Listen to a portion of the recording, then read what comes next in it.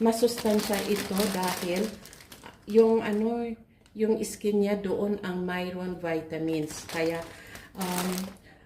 today I will show you how to make a really smooth rolled oats. Ito na po. Yan.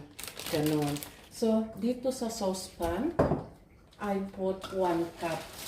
Tama yung 1 cup dahil ako lang naman. Isang bowl na rin ito. Diba? Ayan. Isang yon, isang takal.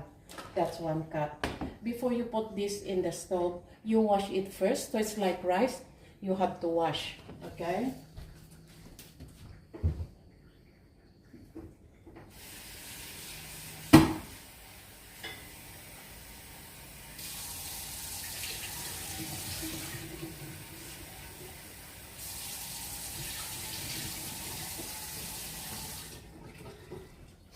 Ayan, nahugasan na po yan.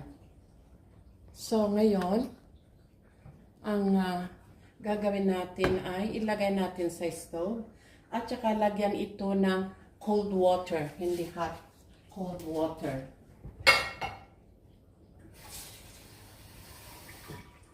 So, this is 1 cup of water.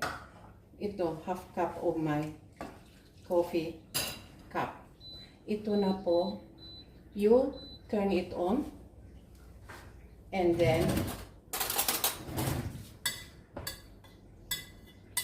wait until it boil.